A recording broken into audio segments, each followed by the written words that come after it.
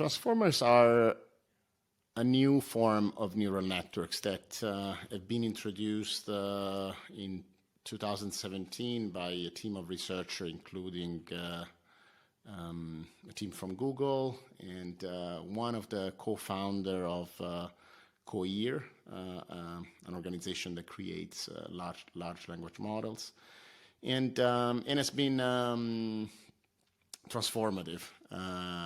Sorry for the game, but it's an architecture that has allowed to sequentially train large amount of data and to encode what usually in academics is called distributional semantics.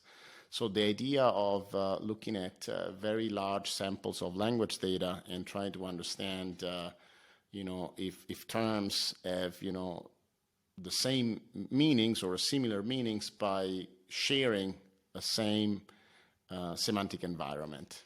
And this is something that started in the 50s. And I usually like to introduce the transformer by talking about one of my favorite linguists, John Rupert Firth. He was a British linguistic in the 50s and introduced this idea of distributional semantics. And in a way, I always found that the mechanism of transformer, what made the transformer a technology that has changed the landscape of artificial intelligence and have created, in a way, what we today call generative AI. One of the characteristics is the attention mechanism. And attention is all you need is also the name of the paper that was introduced by this group of researchers. And attention is the weight of the relationship between tokens in the input and in the output sequence, but it's also the distribution of the weights inside each of the sequence. And the self-attention mechanism allows this neural network to understand, if we can say so, how words shall be processed, and Firth ideas help us to understand the attention mechanism that we use today in the transformer-based models, because again, it's the different parts of the language in the input sequence that, given a specific weight, would produce the final prediction, and would make the transformer context aware. And that has been a giant leap. And if you look at it, there were already a lot of ongoing research at that time with long, short-term memory networks and other technology that were about to evolve that would have brought us to the transformers. And I started to use in the context of SEO because I realized that we could provide additional context and generate a desired output. I never lost myself too much into the idea of open content generation. I always focused in a scenario where we feed the transformer with data and then we get a response in the form of natural language. And of course, as we deal a lot with structured data in Wordlift, it came natural to me that we had a tremendous technology that we could instruct with the data coming from web pages, coming from knowledge graphs. And that's why transformers have been so important in the last years of my career. And now we're looking at a technology to be human first. It requires some interpretation. And so if you want to make it simple, we want to create something that is bespoke. So I'm Italian, and so for me, bespoke, it's something like when you go and they make a custom dress for you. It's something where, you know, you kind of go and you get these beautiful shoes that are custom made. Or I remember one time when I spent a lot of the money that I made, I was still young, for making my custom bike. And so in Italy, we have a lot of these ideas of creating the custom. But and so I kind of translated into AI and SEO.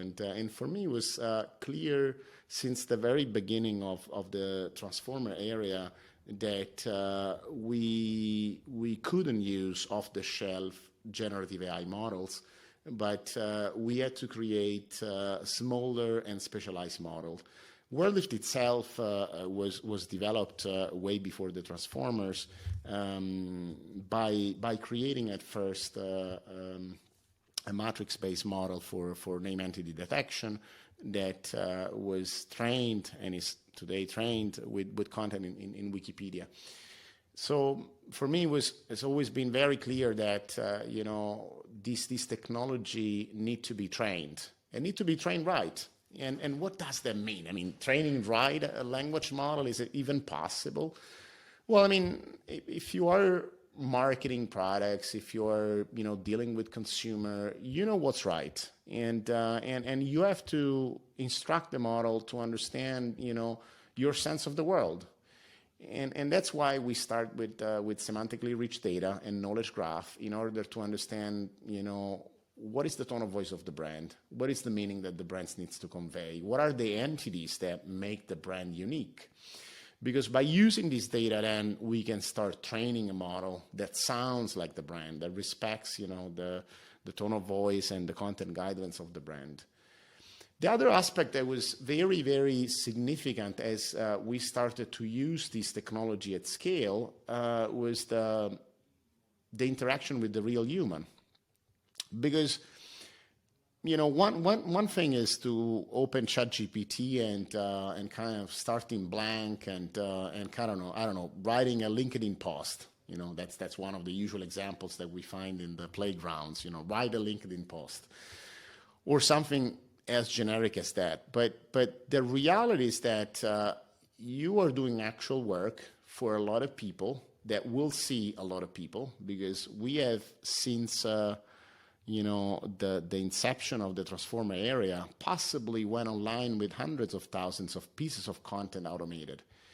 And at this scale, the biggest problem that we had was the content validation, was, you know, the ability to bring, you know, the content team back into the loop.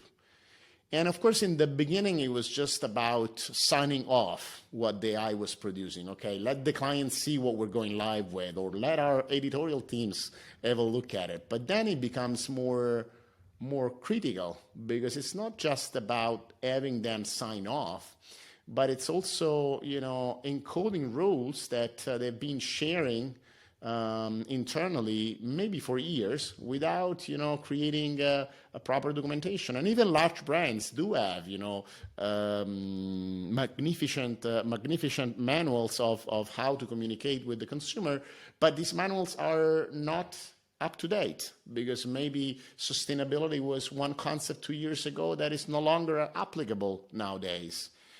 And again, the way in which we communicate, it's crucial and evolves over time.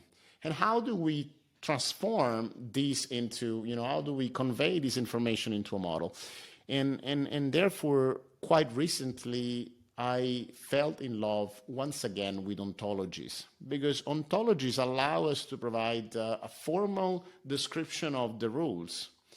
And so we are now building ontologies for some of our clients, not only to model their data, maybe, you know, the physical properties of the object that they sell, but also to model, you know, how the queries in Search Console can be attached to that specific component of the product.